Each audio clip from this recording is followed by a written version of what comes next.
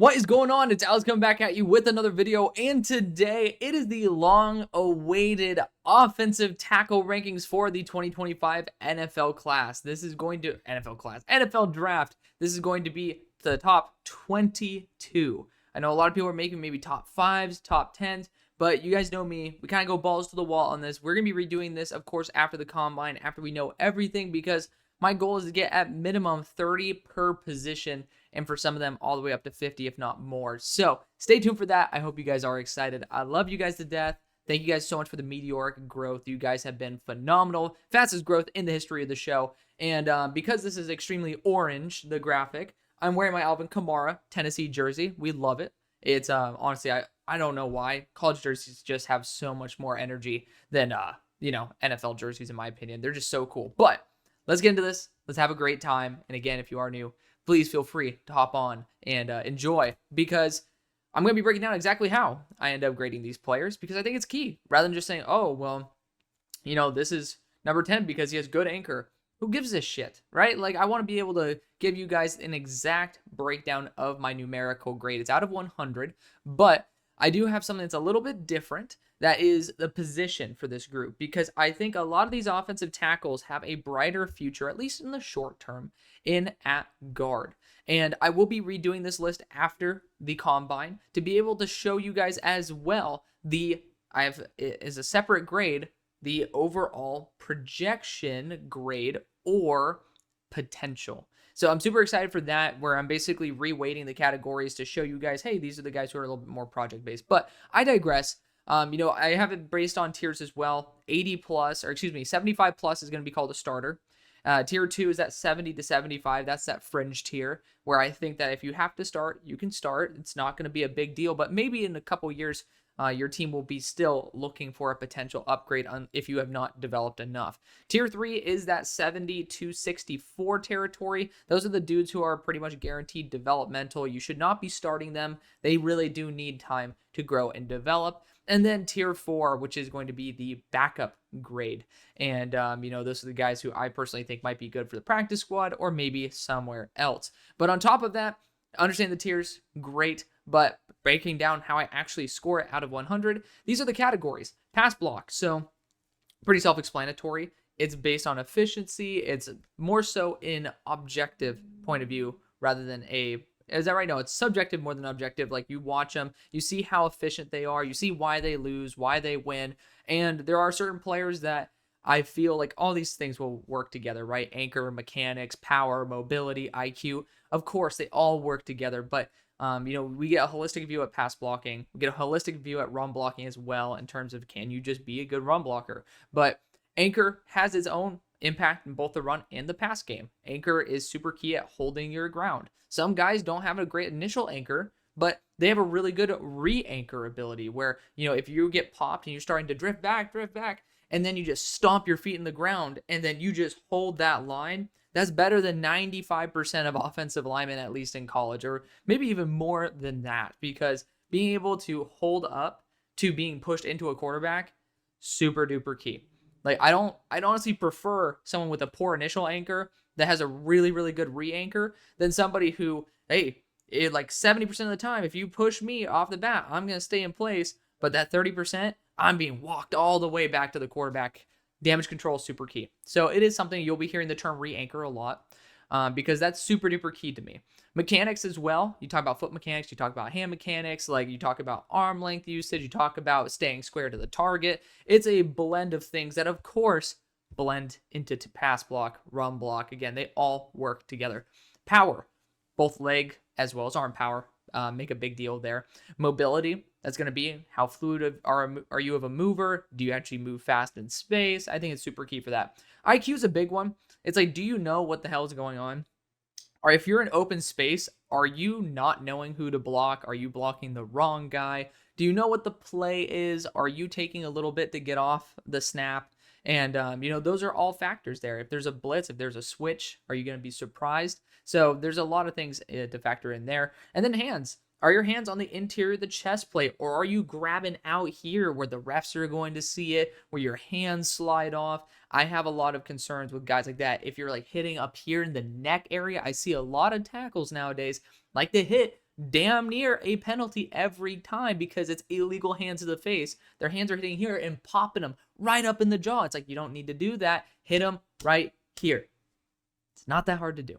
And a lot of these players do a very good job at it. But of course, there are factors like it factor, or that is the it factor, but like motor, like frame. Those are things that definitely need to be taken into account.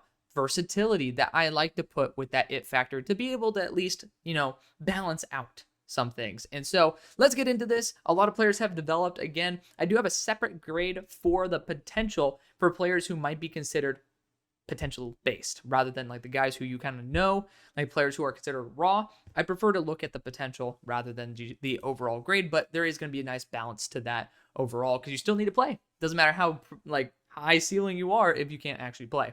Darius Washington is going to be at number 22, someone who I liked off the bat as a center. I think his game overall degraded. He's somebody who's extremely experienced, well over 1,000 snaps on his career. And actually, no, it's like well over 1,000 pass blocking snaps, if I'm not mistaken. He's like taken a lot of snaps. 6-year senior, ran out of his overall eligibility. And so, let's talk about his game. I'll be able to read from, also don't take dream fits too seriously. They're there more for fun, entertainment, to be able to understand, hey, this is where these guys will probably go, whether it's a UDFA. Top 250 includes UDFA. Basically, I'm not going to be a dick and just say that these guys are UDFA. 7th round, people get taken all the time. So that's why I don't ever have that. But regardless of that, I want to be able to have that be there for quick reference to say, hey, this is a team that I would like him to go to, and maybe a spot where it might be realistic. But I do end up reading a scouting report, one game from my scouting reports, to be able to show you guys exactly what I mean. And I do post clips on X from a lot of these games. If I don't like a player, I try to reduce it just because I'm not a huge fan of shitting on guys on social media because, especially right now, they're trying to do the best for their future too. Like, it's not really my responsibility outside of the videos I make here to be able to, kind of push them down a little bit if that makes any sense. I'd prefer to be more optimistic over on Twitter where I'm hyping up guys because people make mistakes. They're like, karma has a great way of working to where if you end up not playing well, most likely it'll come back to bite you. So I don't need to reinforce that too much unless I'm describing a player on my show and not just tweeting it out into the universe, right? There's a more designated audience here rather than a larger one there. But I digress. This is going to be a report where I read my report from a game. And that is not, oh, hey, here are the pluses, here are the minuses. Like, I could do that, but it's a lot more fun for me to also be able to essentially say, hey, you're sitting next to me and we're watching this game together. These are my takeaways. So it is progression based. Like, it'll be from the start of the game to the end of the game. And sometimes I'll cross over myself. And that's what happens when you evaluate a player. So you get to watch my thought process in real time. So let's talk about Darius Washington versus Florida. So first off, he has some nice pop and movement skills at the start. Did not stay that way, but the mobility was solid there.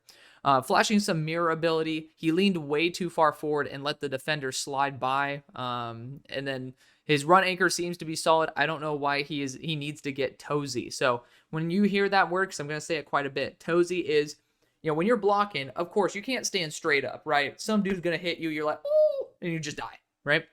So you have to have that sort of leverage. You got to kick your butt back. You got to be able to be right here, have a solid foundation, because if somebody's coming in, that force is going that way, buddy. You need to be able to handle it and be able to push back the other way. I get that.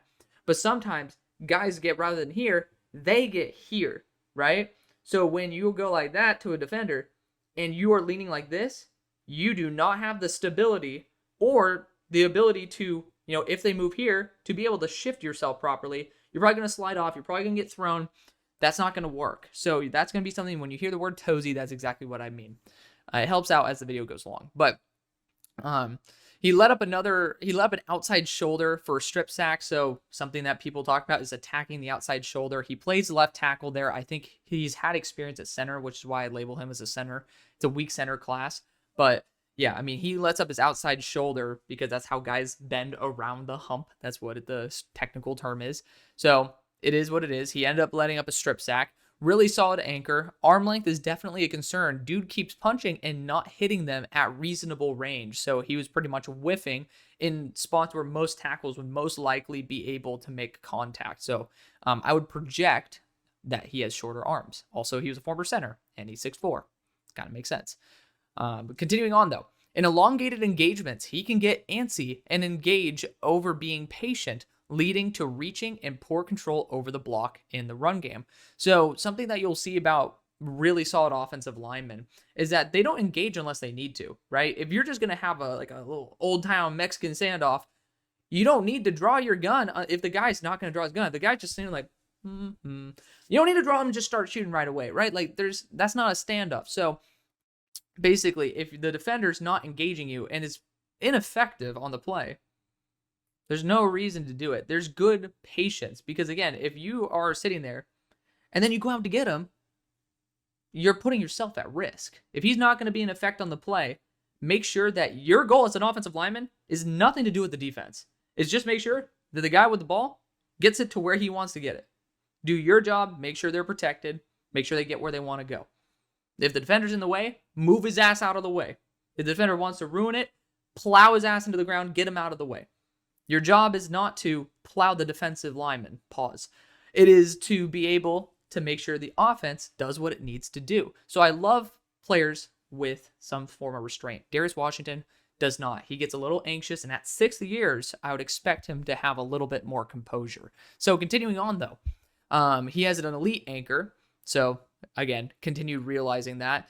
He leaned too far forward, got thrown to the ground in pass protection. Safe to say he is not built to hold the edge of a pocket as a tackle. He cannot mirror well overall. He ended up being pulled. He ended up being brought in later and after the half. And I said, for a 6-year senior, I do have concerns big time with a lack of polish. He needs to be confined by guys on both sides because he cannot handle space. He lacks any sort of control of longer engagements. Bottom line, let's not spend overwhelmingly too long on this, but Darius Washington, far from someone who I think has the polish or ability to play that left tackle spot in the NFL. Brennen Dixon's here. He was actually right tackle for Florida. I was very disappointed because there's a lot of people talking about the excitement of the potential arm length, and he's kind of more of the prototypical tackle. And so when I ended up watching him versus Texas, I was really hoping that he would end up being effective because I like watching players play against Florida. I like Florida, and I was really hoping to see a lot more. I did not get Austin Barber in this list. He will be on the final one. I felt like 22 was requisite for the time being before we jump up to 30, 40 guys. So fingers crossed on that. But let's talk about Brennen Dixon here versus Texas. Not an explosive athlete off the bat. He has some pop in his arms. He can lunge when he punches. So again, what I was talking about being too toesy, sometimes on top of being toesy, you'd lunge forward while like doing that. And then it's like, imagine that. You have poor leverage, and then your base is not under you. So that leads to whiffing. If you have long arms and you have control and you know where your reaching distance is, think about a fighter. Do you think a fighter's going to win a fight if he just continues just throwing his hand out there and doesn't know where he's going to be able to make contact? No. A good counter striker is going to just step aside and launch into your face. Pause. That's a bad one. Oof. Let's move on. Bottom line, you need to be smart about where you can actually make contact with somebody. His hands are slipping. That's where that F in the hands grade comes in. Because again, when you put your hands on the outside or you put them too high, you put them too low, your hands can deflect. These dudes are massive individuals that are hard to control. You need to put your hands in an area where you can control that type of power. Doing that in areas where your hands will slip, not a good idea. So that's why it matters. But continuing on, he has some tenacity, but he overcommits. There's that restraint again. Want him to remain square. So when you are blocking a player, if the dude is right here and you are right here, you are not staying square if the quarterback is here. What does that do? It makes it easier on the shoulder. That is the poor leverage to get through. If you stay mirrored, like that's why they call it mirroring. Like if you're looking in a mirror, your person's looking right at you. Like if you stand all person right at them, there's not a very good chance they're going to get past you, right? And even if you got to take a particular angle because you're holding up the boundary of the pocket, you still can remain square to the target. So that's just something. Also, corners need to stay square. So it's a big deal. It's a very big deal. But continuing, good re-anchor, but then over leveraged and got spun for a pressure. So remember what I was talking about. You're getting backed up. You put your feet in the ground. That's great. But then if you lean too far forward after you do that to overcompensate because you're scared that you're being backed up, then someone can easily disengage you because you do not have the ability to be able to counter that because all your weight is on your toes. You do not have your balance underneath you, and so you cannot respond. That's exactly what happened to him. He ended up getting spun again. He's just not learning from his mistakes, and that was my biggest issue with Brian Crenshaw Dixon. He did not learn from his mistakes mid-game. His arms just collapse. They cannot stay straight. So this guy is known to have solid arm length. Who gives a shit if you have 35-inch arms? If you reach straight out and the moment the defender hits him, your arms collapse. Keep your arms locked out. Like, there's no use in having long arms if you're not at range. I saw that as a big issue with his game overall. So far, he's been a piss-poor run blocker, has major leverage and balance issues. His anchor's been overall solid, really has a hard time keeping up with speed rushers. He swings his arms very, very hard to get extra momentum, making it even worse on his striking timing. So, you know, like, you have to get in your kick slide, and I did play offensive line. It doesn't look like it. I played offensive line for 5 years. Like, when you're doing your kick slide, some guys, if you're really trying to, like, make your movement, they will go like this, right? When they're sliding inside, they will, like, slide. And think about all that, first off, wasted movement, but two, look at the reduced amount of times you can make contact with the defender. So you are reducing your chances of winning the rep when you cannot move to be able to be in the right spot at the right time. That's why I have him graded as an offensive lineman, because I do have a little bit of a concern with him as a pure tackle. But at 6'7", it's also very tough to kick him to the inside. But yes, it basically makes it very difficult because there are only very few chances for you to make the right contact. His anchor overall has been decreasing, just not a good offensive lineman in my opinion. And then he ended off the game whiffing on a lunge block. So again, I don't want to be overly negative. That's why usually I try to fly through this period, but it is kind of setting the tone and the description of words, the definitions that I want to be able to continue using without having to pause throughout the whole time. Charles Grant was someone I was very excited to see. I think he has a very big potential as an interior offensive lineman, and at 6'4", 300, it's kind of the thing you do. If you see a different color for position, that means they have a different grade. That, like, if it's red, it's still in that 64 and under. If it's yellow, if it's red, yeah, it's 64 and under. If it's orange, it's 64 to 70. If it's 70 to 75, it's that yellow, and then so on and so forth, green, and then blue. So keep that in mind as well. You'll see the colors changing. It wasn't a graphical error for once. I'm actually trying my best not to have those, but I digress. Charles Grant, fun player. Watch this game versus Coastal Carolina. We'll keep it short and sweet. He starts out the game having a very wide grip. So you see that hands grade, basically keeping the hands out on the shoulders. What does that do? If somebody is pushing towards you and you have your hands on the outside of their shoulders, they're going through your arms. Your arms do not have the best amount of strength. Right here, this is where you can shove them to the side. You have the most control. If you are like this and bear hugging somebody, you do not have it. Look at where your arms are.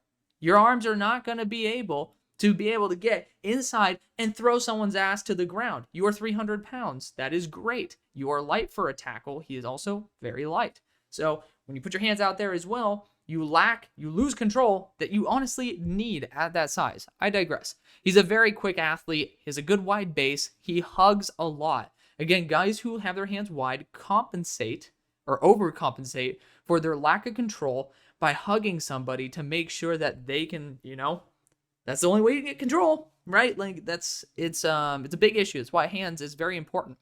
He has quick hands. So at least there's that. He can give up angles to the quarterback. So that's why the IQ grade's not necessarily great. It's acceptable. C is acceptable. But also, you got to imagine, like, this is a pocket shell, right? The quarterback's going to be chilling right in here.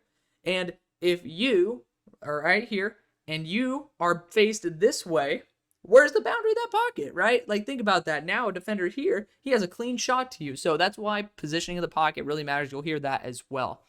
But continuing on, he really needs to work on his hands. Lack of length usage is low-key crazy. because he has the length advantage. It looks like he has solid enough arms. He's not very powerful. He's a fun athlete. I just don't see him as an NFL tackle. So he's someone who could be taken as high as the top 100. I just want to put that in there. Trey Wedig is next. He was pretty much on everybody's radar when he was not really allowing too many sacks or too many pressures throughout the entire year. He did a very good job there. Transferring from, I think it was Wisconsin to Indiana. So let's talk about his game versus Ohio State. If there's a player with the game versus Ohio State, you bet your ass that it's probably going to be on here. But that's because when you get to watch him versus NFL talent, you get a better view of what they'll do in the NFL. Kind of makes sense. But let's talk about his game versus Ohio State. He had a nice first rep versus Jack Sawyer. His hands land okay, but inside hand can slip. So I remember this particular rep. It was actually Jack Sawyer trying to get his outside shoulder. He landed his hand properly, but his other hand, when it ended up going to reach here, it ended up sliding off. So it's like, imagine that. You're trying to take control of Jack Sawyer as he's going around you. First off, very hard to do. But even if you do, and your hand slips and he does an inside counter, first off, your hand's down here, your other hand's out here. How the hell are you going to counter him? You're going to bring your arm up here? That's going to be great. Yeah, 260 pounds of dude just pushing on your arm like that, not going to be great. So you put yourself in a very disadvantageous position when you do that. I digress, so let's get back to it. He has solid patience and timing. He ended up having a really bad block shed by Tyleek, which ended up being on the goal line. He was pushed back and had a hard time re-anchoring. He took a horrible angle on Jack Sawyer from wide 9. This is his biggest issue. Hands down his biggest issue. I think he has potential as an interior offensive lineman for this reason. But again, 6'7", it's very, very tough for me to really give you a genuine grade on the interior. Not many teams are going to want Andreas Pete. But when guys are lining up wide 9, right? So you got the one gap, 1, 3, 5, 7, 9. 9's all the way out there. But wide 9 is a legitimate position or a legitimate spot that edges can play. And every single time, you'll hear it in this, every single time, this guy took a horrific angle. So he's sitting right here. The quarterback's right here. This is where the edge rusher is. He will stay here and give a straight shot to the quarterback. I'm like, why are you not moving? Are you afraid of getting an inside move when the guy has a clear shot to your QB? You're going to say, oh, I'm going to protect against the path of most resistance? No. So really had an issue there overall, but let's get back to it. Sawyer is embarrassing him with inside counters. I assume that's also why he ended up having issues there. He ended up lunging, got swim moved by Tyleek Williams. Another inside move, another horrible angle allowing a clean pressure. It's really bad allowing it, or I said, oh man, this is really bad. He's now allowing his outside shoulder to be taken. Just not built to be a tackle in the NFL with his pass blocking skill. He has some solid reps versus defensive interiors. Would have to be a guard if he wants a chance in the NFL with the way he's been losing these pass blocking battles. The scary thing is that when he faces true NFL talent, he has a very hard time in pass protection on over half of his reps. That is just not acceptable, even though he does have some awesome flashes. So this is the first player that I started getting some very exciting reps in, even at the tackle spot, but had way too much inconsistency and did not end up actually improving from his mistakes mid-game. So I do have my worries there, but really good college tackle, potential to be a really solid interior offensive lineman. I'm very excited to see him going forward. Logan Brown's next. Now we have jumped to the developmental tier. Logan Brown ended up getting injured versus BYU, ended up coming back and playing at that Colorado game, ended up getting injured again. So he's a fighter, though. He ended up actually, I think it was one of the first reps in the BYU game. He got hurt, still ended up playing, I think, 60 reps or something. So shout out to Logan. He's a tough player.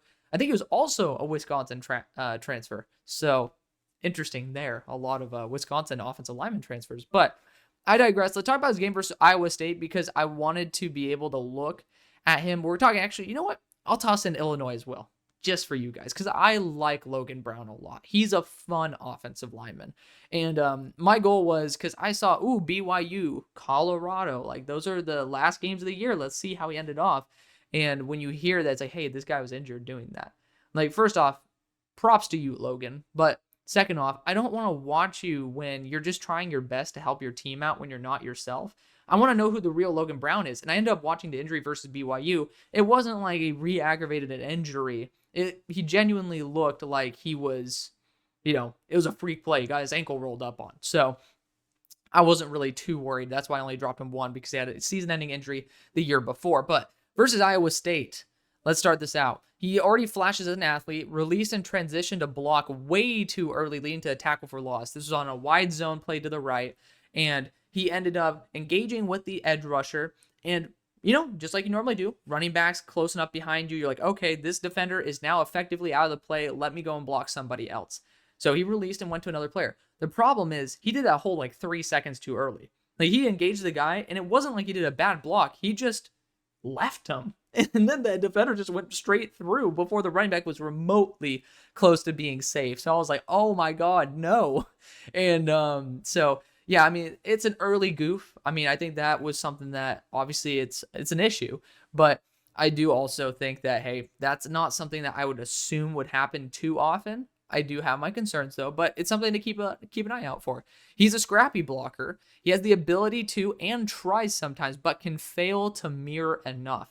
Again, it's just like, hey, keep in front of the guy, but maybe over elongated engagements, guys are, you almost physically and mentally tire yourself to where you don't want to stay in front of them perfectly. And, it does happen, but I also think that, the NFL isn't for everyone either. So you got to be able to push yourself to a spot where you don't really want to go.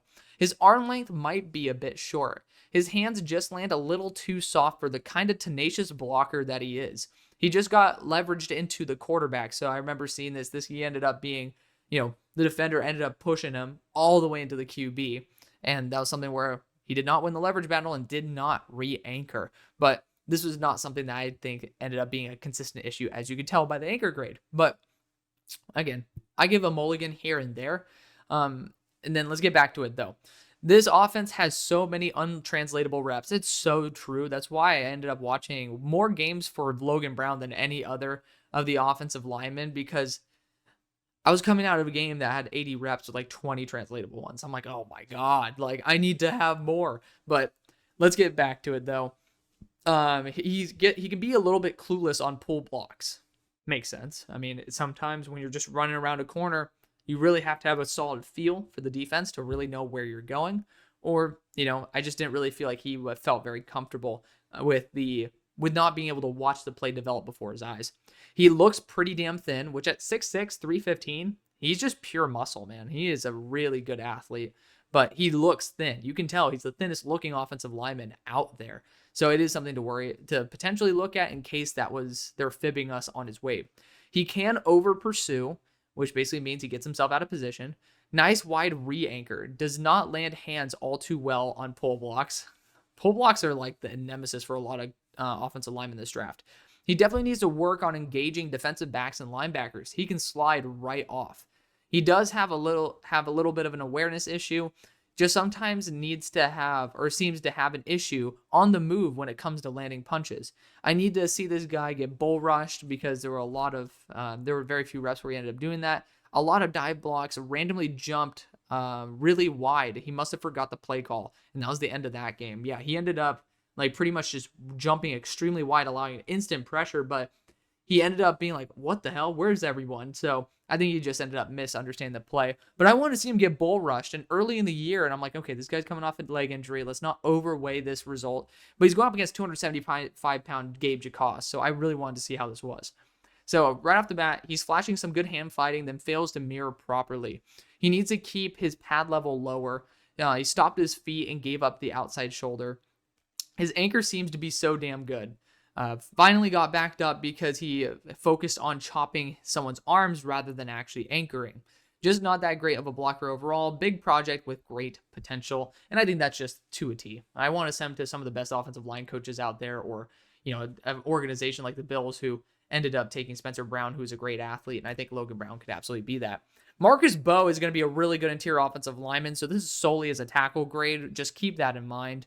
We'll talk about his game versus Oregon, but bottom line is I remember Marcus is a friend of the show. So again, I was debating not even putting him in here, but I do it for full transparency. I love Marcus. He's someone who I literally talk to outside of this. We text each other from time to time. He's a great dude, and he's going to be a lot higher in the role that he's actually going to play. So again, please keep that in mind, because you guys know he was an offensive lineman 1 for me coming into the year, and he's still he's still pretty damn high. He's like a definitely within the first 2 rounds kind of dude, which is incredible. He just ended up showing a little bit more in terms of some areas of growth that he didn't really show last year, which is honestly a blessing in disguise because the NFL will now know how to put him in the right spot at the right time versus, some issues popping up post. So, versus Oregon, would like for him to go through defenders when blocking the way I know he can. He needs to get his hands more inside. He's missing the chest plate a lot. Definitely seeing him more as a guard now than I did before. He's leaning really far forward, so again, getting toesy. Very few of these reps appear NFL translatable. The tight end was placed next to him, and he performed much more comfortably when in a quasi-guard role. And when I say quasi-guard or simulated guard role, that's going to be a term you hear a lot. It's also for a lot of guys that I end up seeing, hey, do I think you can play interior or not?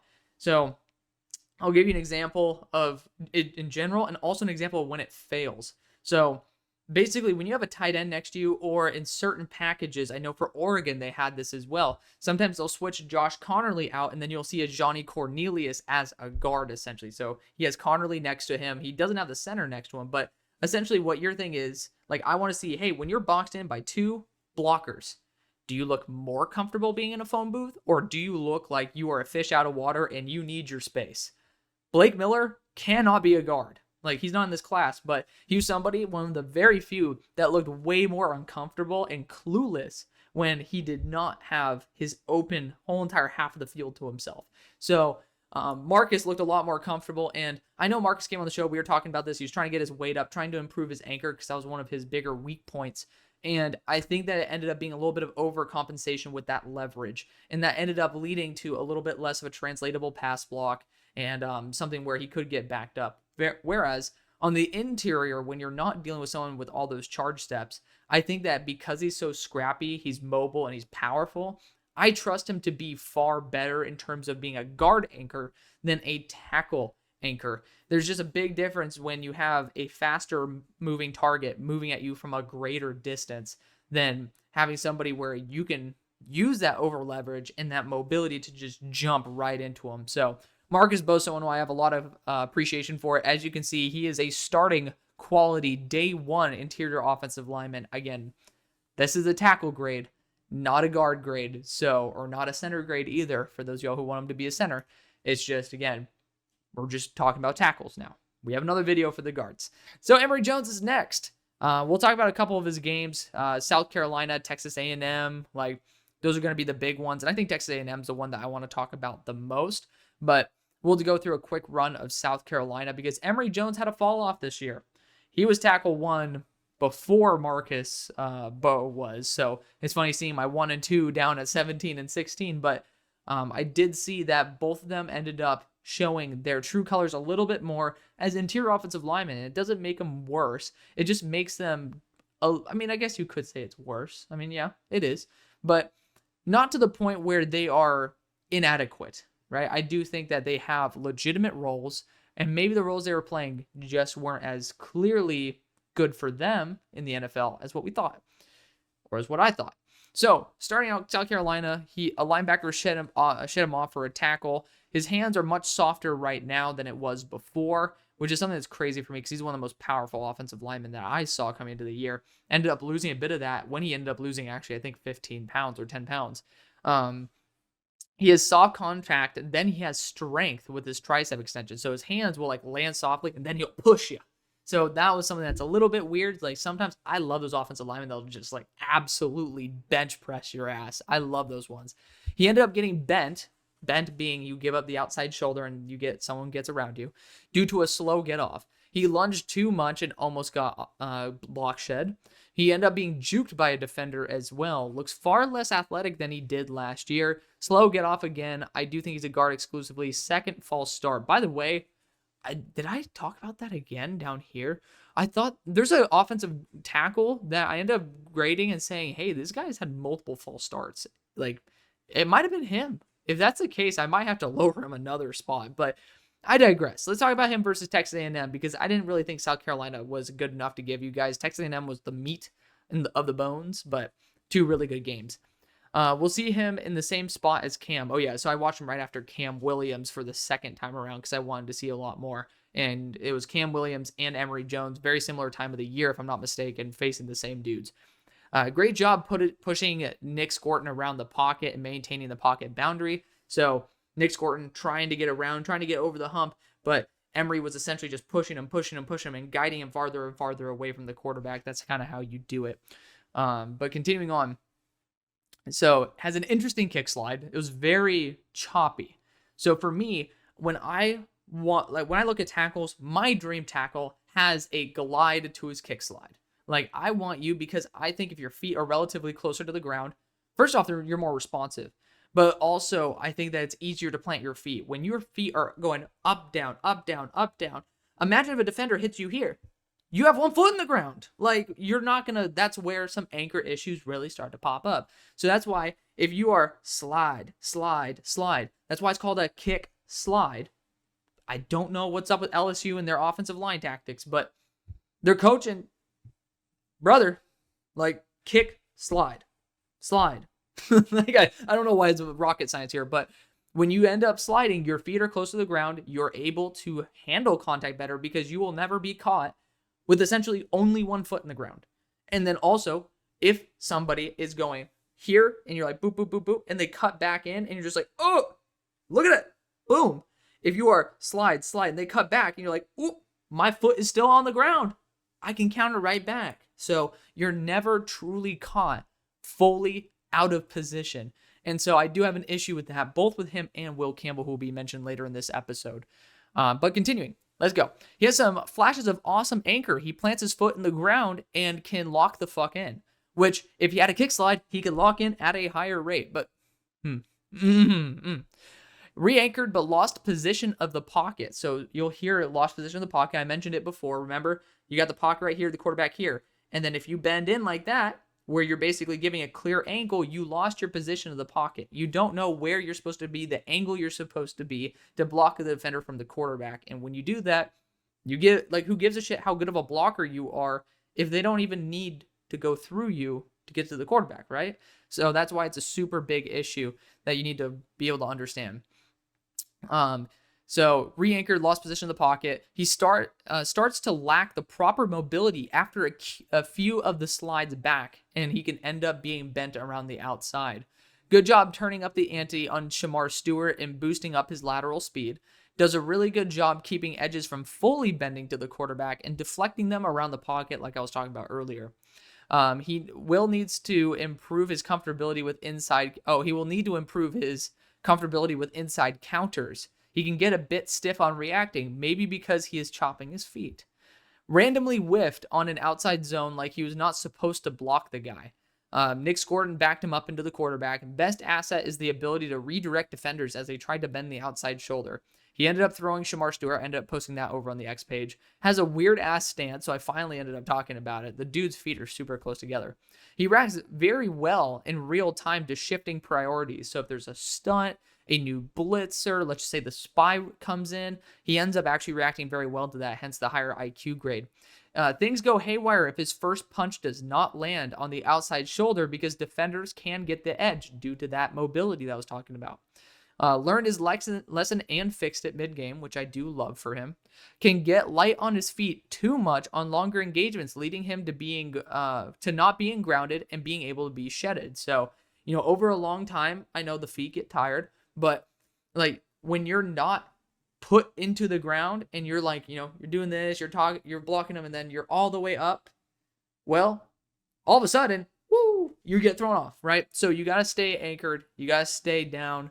And Emory Jones has some times where on longer engagements, he gets a little too tall and he gets a little bit too unanchored, I should say. So, there we go. Multiple false starts. Son of a biscuit. This guy does not know how to play and not end up having penalties. Oh my goodness. Okay, this was the guy. Inside move by Nick Scorton got in clean due to a poor mirror. And again, because his kick slide's not good. You got Tozy in an elongated engagement and ended up being thrown. So ended up compensating for being light on his feet with being over leveraged, also equally as bad. His feet get too close, leading to smaller distance and anchor. So when your feet get too close, you also can't move as far. So smaller distance covered, and poor anchor leading to a sack. Beat by an inside move again, beat around the edge for a sack. So bottom line, this guy's going to be a guard in the NFL. But the flashes are incredible. He just has very bad losses. But Cam Williams is next. It's going to ruffle some feathers. But also, I think we all kind of saw how the season ended. And it is worth talking about that, he ended up, I ended up grading him on like 7 games. So we'll talk about the one versus Ohio State. I don't want to talk about because it was post knee sprain. Looking at Texas A&M, I think we get the 1-for-1 the best, because I have Michigan, Mississippi State, Ohio State, and Texas A&M right here for me to talk about right now. But I really do think Texas A&M was the one that was pre-knee injury that also ended up showing you guys who he was in direct comparison to how we just saw with Emory Jones. So pre-knee injury, much more fluid in a quasi-guard role. So I do think he could end up being a really solid guard if need be. Same shit as Ohio State, where he does not drive his legs and gets and lets up an easy angle to the runner because the rest of the offensive line pushes forward. This is something he does quite often. He'll be at that tackle spot. The run's going to be going up maybe the left guard, right? The center. So, inside zone, inside power, whatever play it's going to be. And while the rest of the offensive line, as they should, pushes the line of scrimmage further, he stays in place and kind of engages like that. What happens when the rest of the offensive line, right? Like these are 5 of them. The rest of the offensive line go forward and you're down here.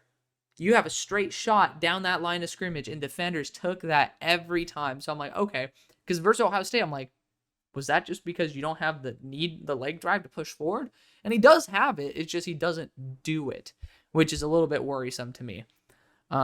So much more explosive than he was versus Ohio State, which is good for his leg. It's good going forward because once he's healthy, he's not someone who's going to be a lack of an athlete. He had a shitty chop block, which, it is what it is. I'm not going to put too much weight into chop blocks. Just does not understand how to hold up the boundary of a proper pocket. He angled himself sideways, literally sideways, giving a clean lane to the quarterback. He drifts backwards towards the quarterback when he's not contacted either. So again, we're talking about that corner. He ended up, rather than being here, remember Quinn Ewers right here? He ends up drifting here. Imagine that. Now you just shrunk the pocket by 10, 15, 30%. And, it just makes it a lot harder. And then imagine if a defender makes contact with you and you're already being driven back, you shrink it even more. So I did have some newfound appreciation for Quinn Ewers, albeit not much, but it still was something where I was like, damn, much more I ended up talking about that already. I was like, oop, we went back. He just does not use leg drive enough in the run game. He can lose the leverage match and just does not push the line of scrimmage. He can get backed up pretty easily for his size as well.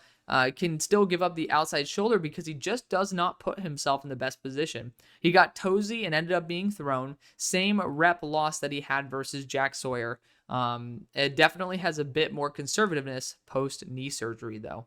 So, there's a lot to love with Cam Williams. The size, the athleticism, the arm power. There's a lot there.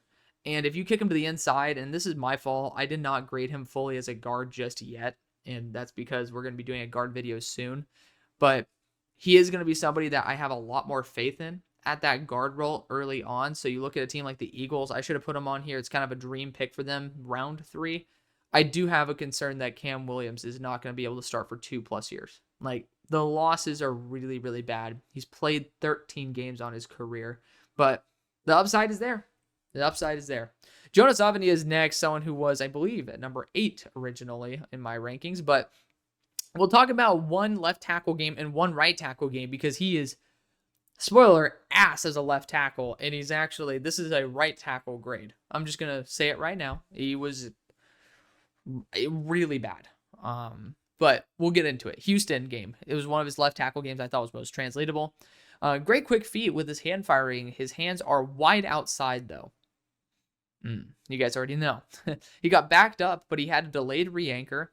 Needs to get his hands inside. Great job holding the boundaries of left tackle. Smooth mover at his size. Keeps his feet moving, patient. Really needs to move his hands inside.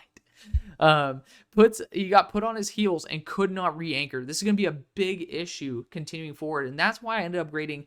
I want to talk about both a left tackle and a right tackle game, is because if you were looking at him solely as a left tackle, you're going to say, wow, this guy's kick slide is absolute crap. His anchor is garbage, because he was so uncomfortable. And to be fair, it kind of did show up as a right tackle too, but a little bit less. When he was kick sliding back, his weight is like, there was no anchor there. He was so uncomfortable and probably trying to focus on kick sliding properly to the point where he was not anchored. He was not properly leveraged, and he could not. It's a whole entire different mechanic system. Different, like it's flipped, right? It's not just like easy 1-to-1, right? I played right tackle, I could play left. No.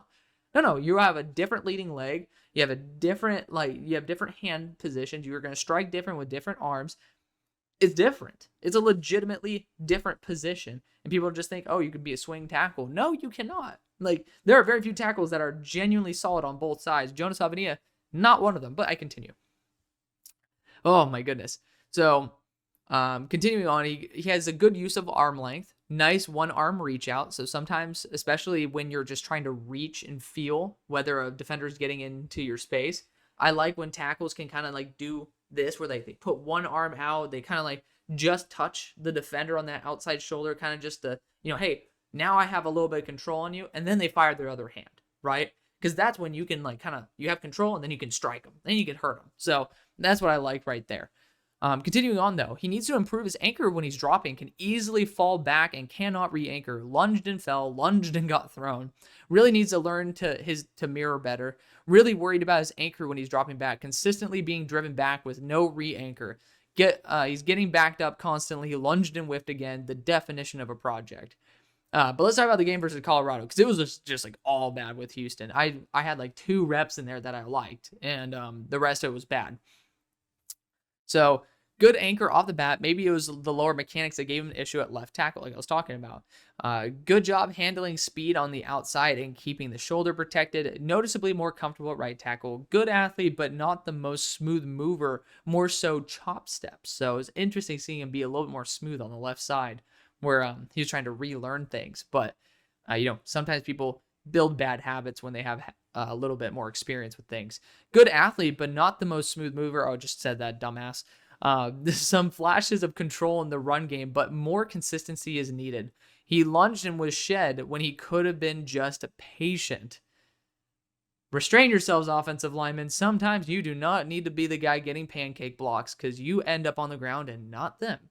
He ended up hugging on a pull block. He got backed up a bit by BJ Green. Shout out to friend of the show. He was actually really good in this game. And lost the angle on the pocket boundary, allowing easier disengagement. He needs a little better awareness of the position of the quarterback. He handled an inside move well, but rebounded outside poorly. So, defender went inside. He ended up reacting properly, but the defender bounced outside, and he ended up not handling that. And again, that's called mirrorability. That is the flexibility and being able to see him. I think he's going to go to the Senior Bowl. Will be super key to see if he's improved on that over the offseason. So we'll see. Randomly drifted away from the pocket. That is a no-go. If you pull yourself away from the quarterback, that is not a good thing. Now I'm getting the interior offensive line narrative with the spatial awareness issue. Still has some flashes of excellence, but will need a lot of work. And then during that game, he switched to left tackle. So, Jonah, bottom line, definition of a project, but a lot of potential there. No need for him to have to be a guard, but if you want to play him early, do not play him at tackle. That's my recommendation. Anthony Belton's next, and you will see what that offensive line position is colored. That is not a mistake. I really like him as a guard, but let's continue into this. Let's just talk about his game versus Clemson, because some good defensive linemen there. So he got thrown out of his game, but it was also his worst grade. He has good power off the bat, over leveraged as the engagement elongates rather than just staying square and in position, leading to stumbling and letting defenders slip. He is a mauler. He let up the outside shoulder for a sack, and definitely giving guard vibes. He had a great rep with a quasi-guard role. I probably ended up posting that. I like posting these simulated or quasi-guard role snaps. I really do like those reps, and I like to show people, hey, you can end up putting a highlight tape on, but you probably won't ever see him when he ends up having a tight end next to him, when he has another offensive lineman next to him. But another simulated guard roll looked amazing until he over-leveraged on a long engagement and ended up being thrown. Needs to get his hands a little more inside, needs to be a guard with his movement skills, driven into the quarterback, and ended up being thrown out right after that. So, I mean, Benton has some awesome traits, and I think that spatial awareness issue is kind of the biggest thing for me. And the fact is, he's not great with his hands, which I weighted hands noticeably less now on the interior of the offensive line after studying what I got wrong last year. Like Mason McCormick was a big one, which, to be fair, I will back myself up on this. I should have held myself to a higher degree. I did not watch Mason in all 22 because there was none. And I hate watching players in non-all 22 because it was very grainy tape. But I'm not going to make full excuse for myself because at the end of the day, ended up making a bad call and Mason McCormick's looking really good. But the thing is, Mason McCormick's hands were fucking horrible.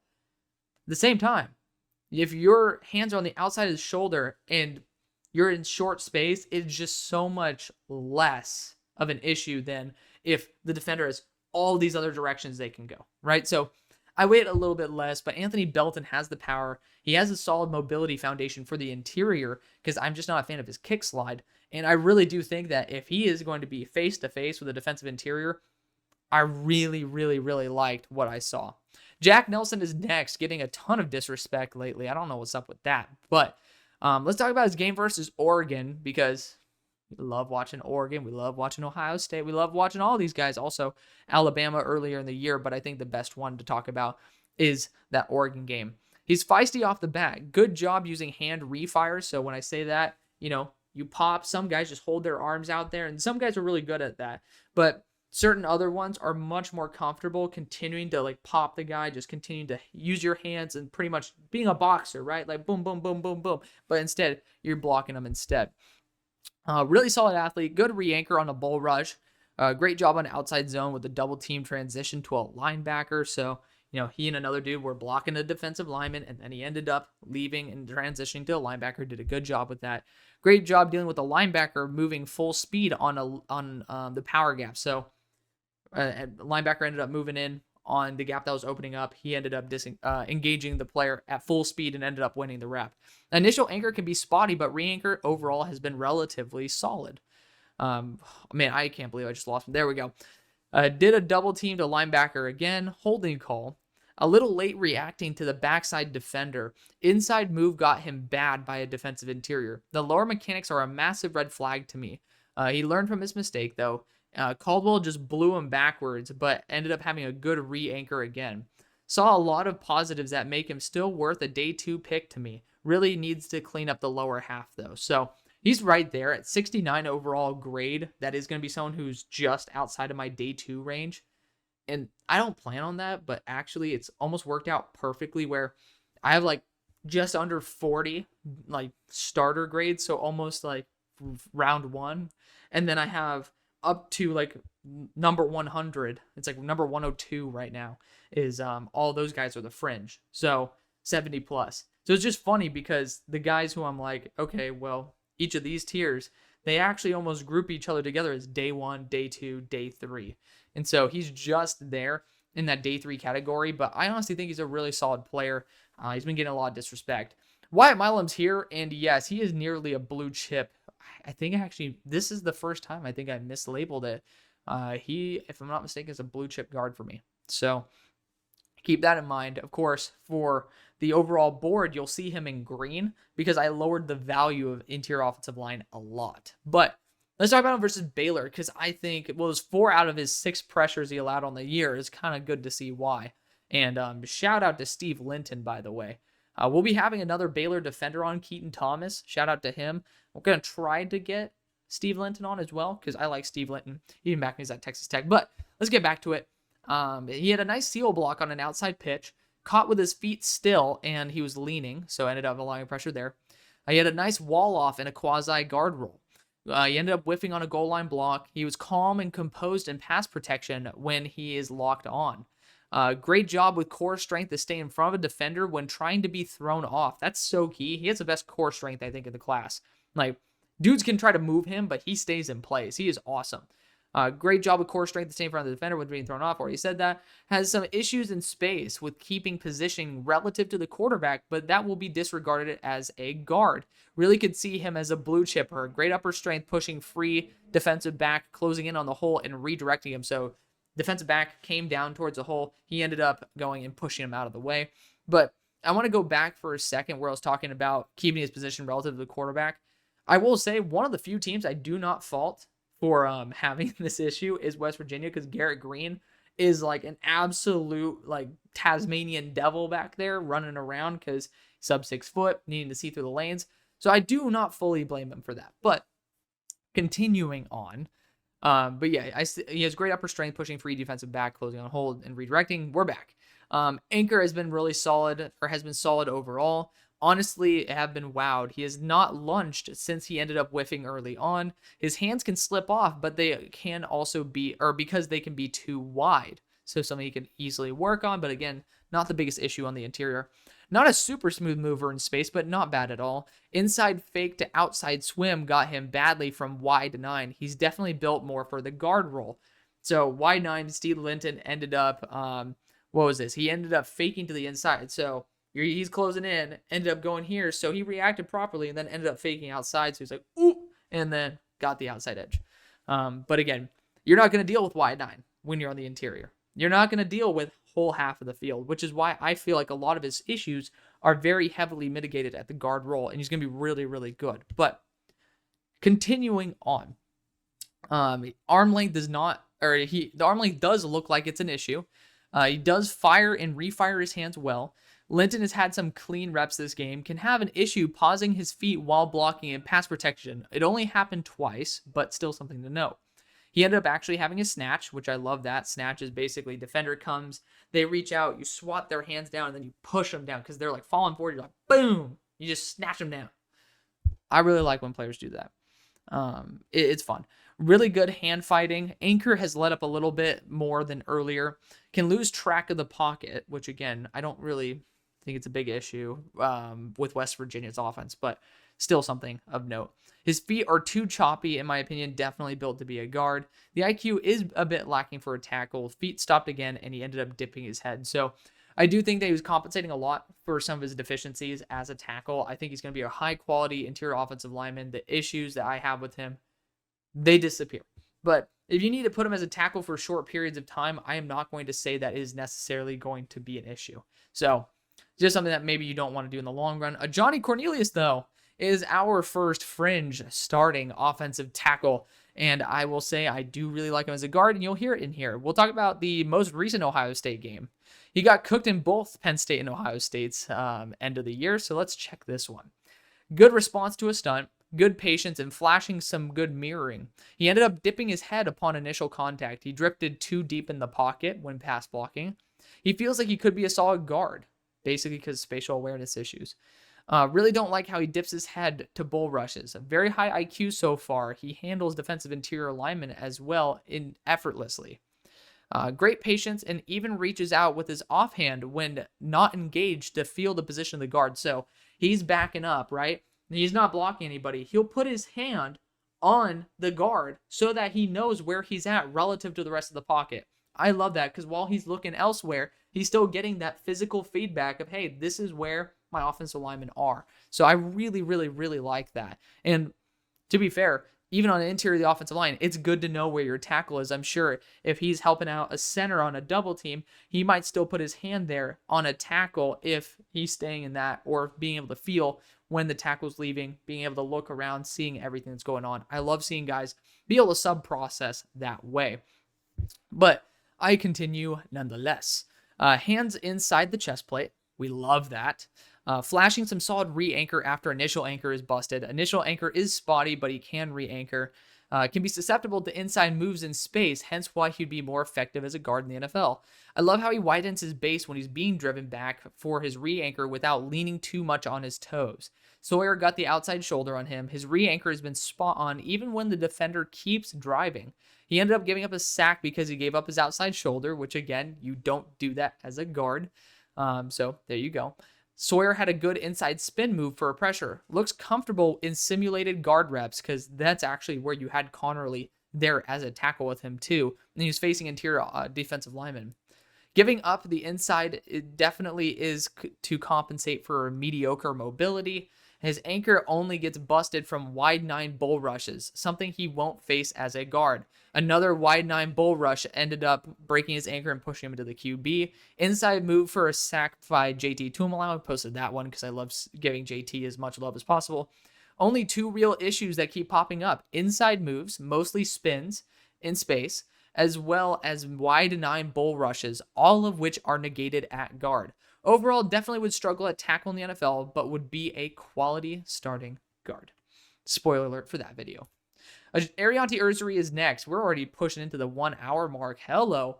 Let's talk about his game versus Penn State. Someone who has a lot of potential. A lot of potential. Would love to see him there in Philly. Like any of these guys who are definitely still on the learning curve. I need to go grab myself some liquid because these ones that are coming up might have a little bit more content. I mean, it might be like a longer explanation or longer report per player because when players are good, it's a lot easier to kind of just like talk about areas where they could grow because I'll be a little bit more nitpicky. I digress though. Ursary is going to be a little bit shorter, but he's someone who has a great frame. He's someone that 6'6", 330 is a really good run blocker. And ended up boosting over his overall ability a lot this year. So, a lot of potential, but let's talk about it. Versus Penn State of all teams. Abdul Carter shed off the bat in the run, which Abdul's not a great run defender. He's starting out the game playing super high. He instantly got bent. His feet seem solid. He overcommits a lot.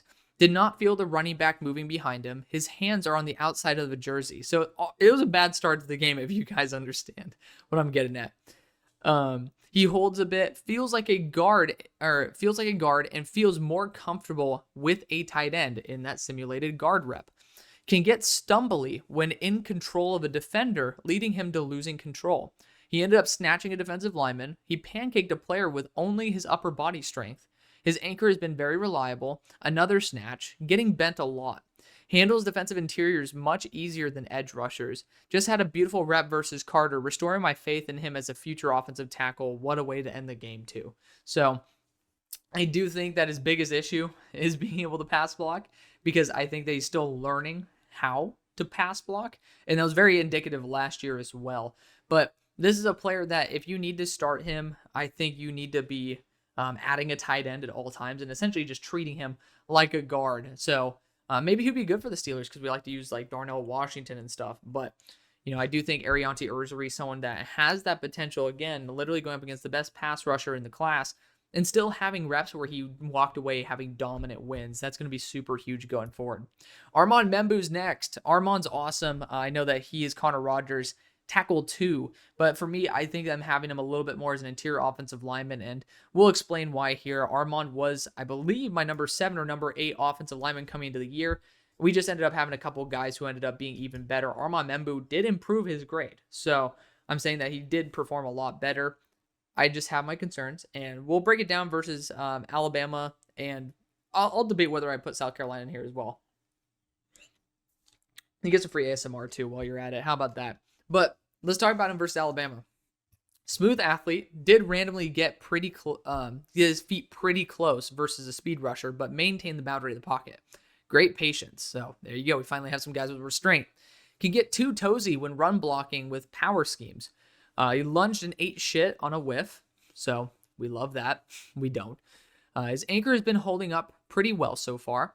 Much improved zone blocking because there's this thing they were doing last year. I don't know what the hell was going on, but they would use their backs to block and zone run schemes. And I'm like, why? Just use your hands. It was so weird, but it is what it is. His anchor's been holding up so far. Oh yeah, much improved zone blocking. Backed up into the quarterback. His arms look a little short, and there goes the anchor. He got backed up into the quarterback again. Nice, quick, powerful steps in the run game. Stopped blocking Jihad Campbell for some reason, allowing him to get the tackle. He has the lateral mobility to a mirror well. Has some awesome lower mechanics in pass protection.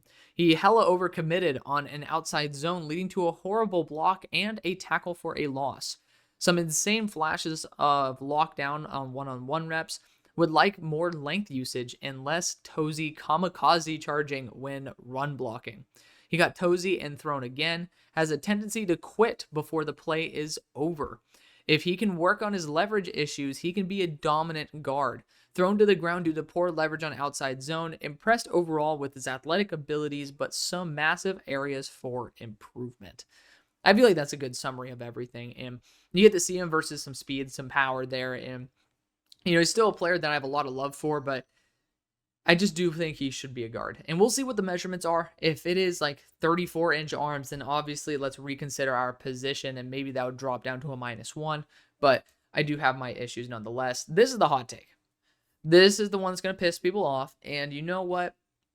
Kelvin Banks is a good player. Let me know where you disagree, because I don't like how Kelvin Banks moves. It's very heavy-footed. We'll talk about it. But I'm a little bit concerned. Maybe I'll adjust his grades slightly. Like, obviously, I'm going to be watching more and more and more of him. And we ended up watching like 5 games of him. But I want to rewatch it, because I will admit his mobility as the season progressed was really, really bad. Like, really bad. So let's talk about his game versus Ohio State, man. I think it's super key. You're again facing the best edge rushers arguably all year, and some potential defensive interiors that were great as well. He has slower, heavy feet. He had a good edge seal on JT Tuimoloau. Good anchor so far. He has really bad speed in open space. That was like my biggest thing. He really does not move very much in open space. He lacks enough. He lacks the pop I want when he ends up engaging with his hands. His hands land so softly. His athletic profile feels like a guard. And I said, bro, Dexon, oh my lord, he's had so many chances and has done nothing. So overly reserved for a reason I don't know. Seeing a lot of front leverage, i.e. being Tozy. His anchor is solid, but he does get moved back just more slowly. He's such a slow player. Lower strength is there, but not much upper at the rate others have it. The arms are extended and end up being folded backwards. So this is what I was talking about earlier. I think Brennen Dixon was the one I was mentioning it. He's like, you have the full extension and that's beautiful. But when the defenders actually push you, the arms collapse. And it's like, you gotta have those strong triceps. You gotta have that strong chest to keep them out there, because even if you have long arms, it doesn't matter if your hands are at your chest, right? That means you have effectively no length. So he doesn't effectively use his length at a consistent rate versus these NFL talents. And this is a good game. He got an 86 pass blocking grade this game. So I do want to be able to mention that he did do well this game, and he's a good player, but I digress. Let's continue. Finally, he drove Ransom back. So he ended up having a more dominant rep, but it was versus Lathan Ransom. The feet are so slow. He got thrown by a defensive interior in one-on-one, but was playing in space like a tackle. Leaning too far forward, Tyleek ended up throwing him on his face, which he ended up tripping on the tight end's ankle. But at the same time, if he wasn't leveraged the way he was, it would not have been as embarrassing as it was. Like, Tyleek chucked his ass to the ground like a rag doll. Like, it was insane. And yes, again, when you trip and you get thrown by a 330-pound man, you kind of can expect that. But the problem was, he already was way too nose over the toes. And it's like, you got to sit back. If you do that, you might be like, ooh, and then Tyleek tries to pull you. You might end up having a little bit of a twist. But this dude just ate shit. And it was like, whoa, man. It was like insane. So I ended up posting that one as well. So easy to get around because he leans super far forward and lacks the ability to adjust laterally.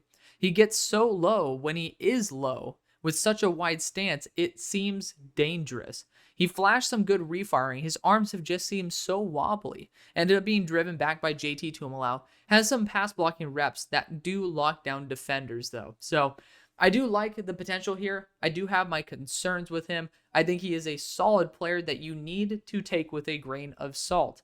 He has some of the things that people love. Good pass blocking ability and a good anchor. And he's smart. That's a good foundation. But I do have my concerns, and I don't know why people don't bring up the mobility enough. I do think his feet are super heavy. Him and Cam Williams have some relatively heavier feet. And in the NFL, where guys are more agile, guys are also stronger and more agile, that could be a big issue. So I still think, again, he's over guys who I have very, very, very fond opinions of. But I do have him more in a reserved position. Donovan Jackson as an offensive tackle. We're going to talk about his game versus Tennessee, technically Texas as well, but let's talk about the Tennessee game because I think Texas ended up more so reaffirming everything. And the funniest thing was, after watching these games, I gave him the exact same interior offensive line grade that I did before, if I'm not mistaken. Like, everything was like, yeah, like he was the player that I thought he was. So I do really like that. Let's talk about his game versus Tennessee. We'll see if I feel comfortable going into the Texas game. We're already an hour and 12 minutes in. So his kick slide could use some more smoothness. He's getting used to it. I mean, I'm like, again, nitpicking here. His anchor could be mid, but he flashed some good re-anchor. His anchor is relatively worrisome from time to time. He had a tight end next to him and looked instantly more comfortable. He definitely still is a guard at heart. Not seeing a ton of power, can be inconsistent landing his hands. His anchor is improved, but the edges are not bull rushing too much. He leaned too far forward and ended up being thrown. Really solid pass rep versus JPJ, but to be fair, I will say James Pierce was looking a little bit slow this game compared to all the other games I saw of James Pierce. So I think he was dealing with something, but at the same time, even if you're dealing with 80% of a super stud, still dealing with a stud. His issues going to the second level, that was something I saw quite often. He looked very uncomfortable, which is funny because guards, I assume, go to the second level arguably as much, if not more, than tackles. So it was just weird. Great job picking up a blitz. Having a tough time choosing the right guy to block on moving pocket plays. Leaned in and dipped his head, leading to an easy outside shoulder, allowing an easy bend for pressure. Has relentlessness when defensive interiors, when he's versus defensive interiors over edges. I actually want to pause right there and talk a little bit more about that. It was the craziest thing because when he goes versus edge rushers, he'll be like very calm, composed, like soft hands on somebody. And I'm like, dude, where's the power at? The moment he is going to be targeting a defensive interior, this dude just straight up takes off the chains. He's like, you know the speed limiter that's in your car? He's like, fuck that shit. I'm going full power into this guy. And I'm like, where was that like 3 plays ago? Like, you could have used that. So it's good to know he still has it. But I think as a tackle, he holds himself back because he's still learning. And if I'm going to be real, in college, that kind of works. And that's what he needed to do.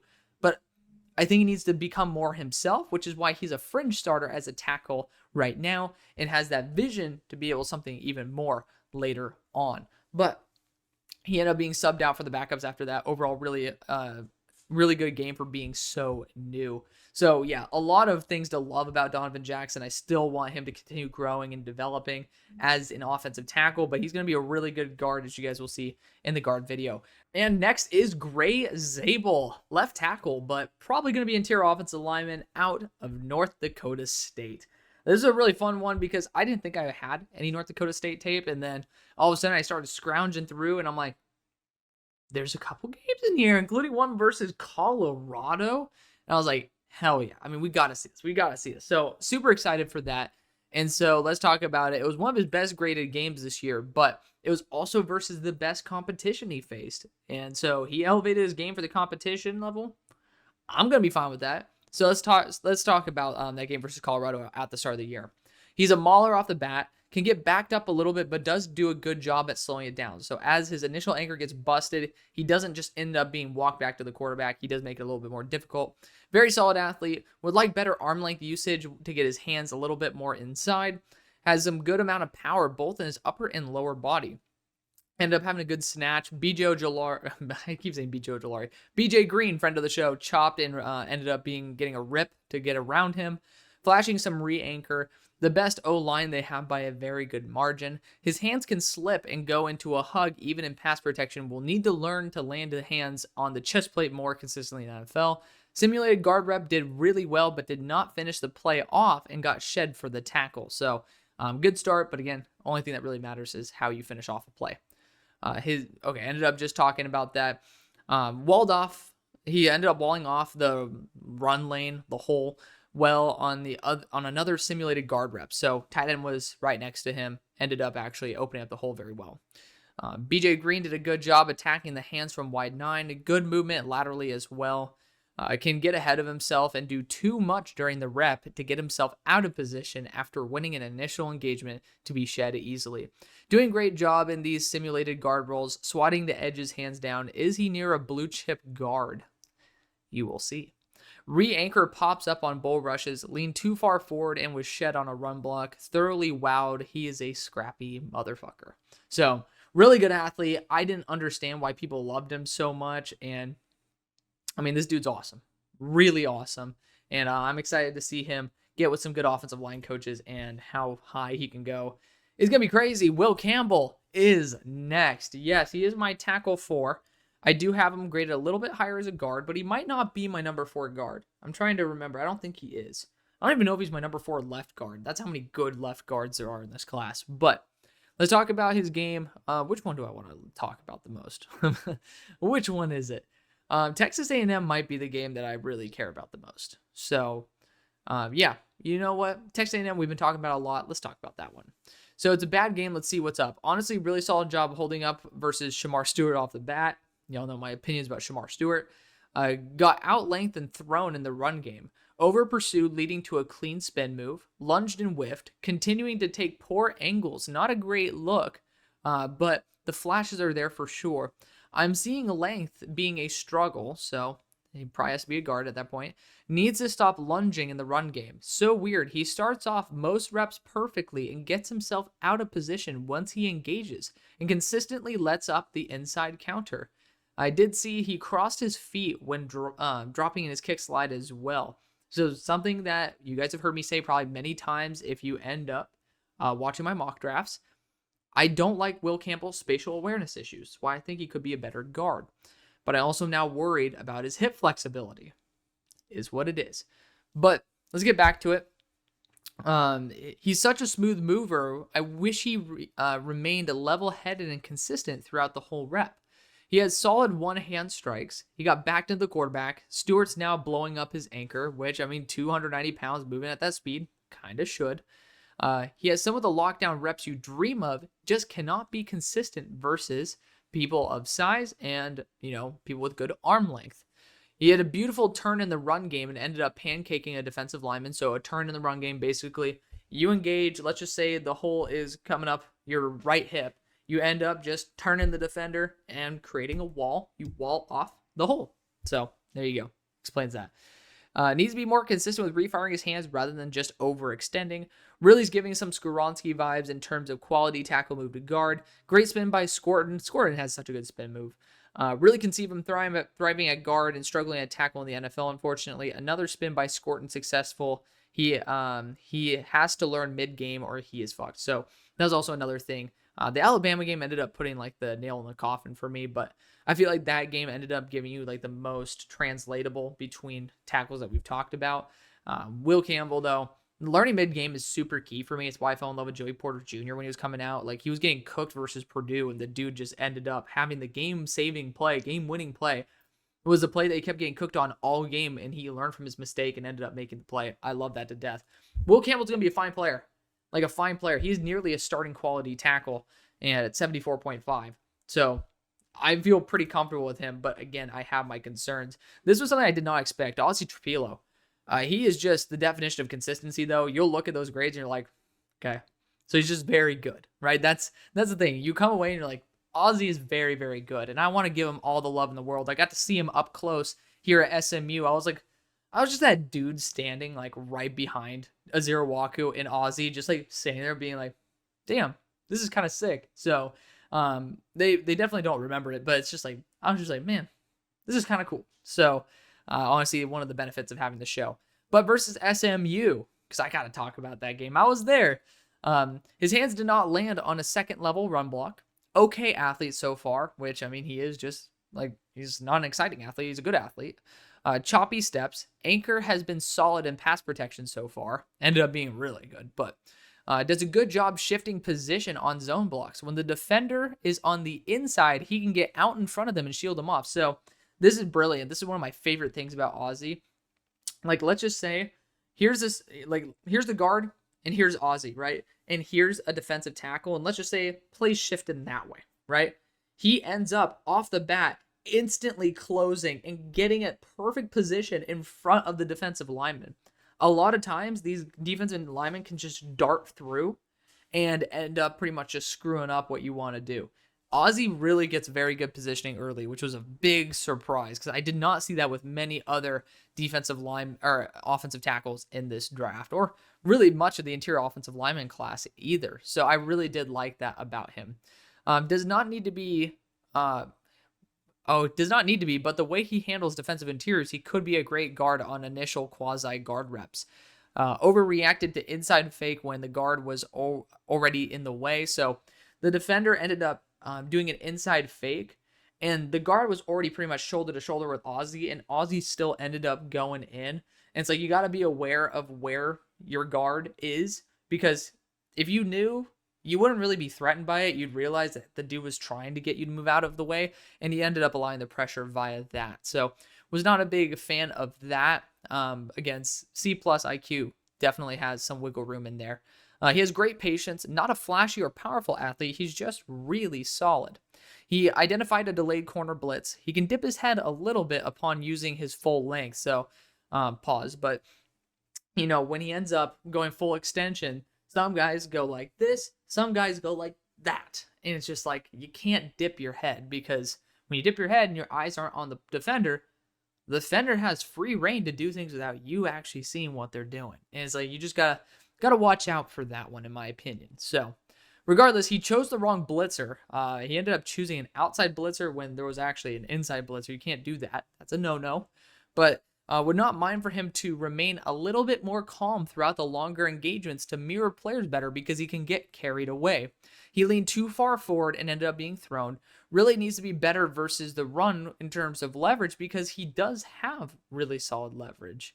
He can lose awareness of the pocket. Overall, amazing foundation. Maybe 1 to 2 seasons of polish before he can be a real high-end starter.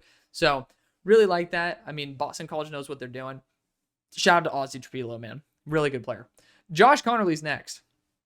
And technically speaking, he is tackle 1, because Josh Simmons' grade, like spoiler alert, is pre-injury. And I'm not going to lower people's grades because of injuries and stuff. I don't think that's right, because I haven't seen the medicals. I don't know how they're going to bounce back. And I think by, grading them differently, I personally don't think I have the qualification to do that. I can give you my honest opinion of the player that they were. And if we find out it's bad, then you can adjust it accordingly. But I want to give you a show of the talent. And so Josh Connerly versus the most recent Ohio State game allowed 4 of the 9 pressures he allowed on the year. So let's understand why. Great power from his arms, solid patience. JT got inside his chest and blew up his anchor, actually lifted his ass off the ground. And you know what's crazy about it? Somehow Josh Connerly ended up re-anchoring on this rep. Just kind of nuts. Feel free to go watch it. Flashing some good patience, got long-armed when by JT, then he ended up snatching. Oh, okay, there we go. He got long-armed by JT and then snatch stepped through. So you might be like, what the hell? I haven't even heard you say that. And you could tell I don't say it very often either. It's a little bit of a tongue twister, but this is actually from BJ Green. So BJ Green, we were actually interviewing him on the show, so feel free to check that out as well. But I asked him, like, what's your dream move, right? He said he wanted to do this against Jordan Mailata, right? It's like, okay, what do you want to do? What's your dream move to embarrass an offensive tackle? He called this I gotta read it right, snatch step through. So basically, you grab the jersey, you yank him down, and then you go under and you go through. So he ended up basically being long-armed and then pulled down as JT snatched through. So JT, y'all know I love JT. Anchor was taken out again, did a great job walling off a defender when in a quasi-guard role with tight end support. Would like his hands to get a little bit more inside, would have saved him from getting blown up earlier too. Smooth movement for sure. Should have chipped Tyleik Williams on a pull block, because Tyleik ended up getting a quick shed on the right guard. I did see this, he was pulling, and then as he was pulling, Tyleik ended up getting a quick shed and going right through. I really wish Josh ended up realizing that and chipping him. Just so it would give the running back a little bit of time to adjust, or at least a chance to adjust. Did not do that, but it is what it is, in my opinion. Continuing though, he had a nice stunt pickup, had a great pass blocking rep versus JT. And the thing is, he has lockdown reps. That's the thing. I loved watching him and JT go at each other in the first matchup. It was just as much fireworks here in the second. Some real nice flashes as this game progressed. Re-anchor on these reps are commendable. Both guard and tackle are on the table. Ohio State's D seems so much less energetic than early on, clearly just trying to hold on to the lead. Missed a block on a screenplay. Anchor massively improved as the game went on. Could be because of the lower intensity, but still the anchor was there. Keeps his feet moving when engaged in the run. So Josh Conerly's awesome, man. I mean, former running back as a freshman in high school too, so freak athlete. This guy really does have the foundation to be something special. I love the power in the upper and lower. You can use him as a guard. You can use him as a tackle. I think this guy's going to be a stud. Continuing on and ending off this list, we have Josh Simmons. Josh Simmons is a good player, man. Very, very good player. And the thing is, he got injured. This is a pre-injury grade. Again, I want to emphasize that as much as possible. I'm not going to lower his grade because of an injury, because I am not qualified to say, hey, this is going to affect this player in this manner, because I don't know the medicals. I don't have access to the medicals because people like me who don't have access to NFL front offices and NFL doctors don't understand the medicals. But we can project.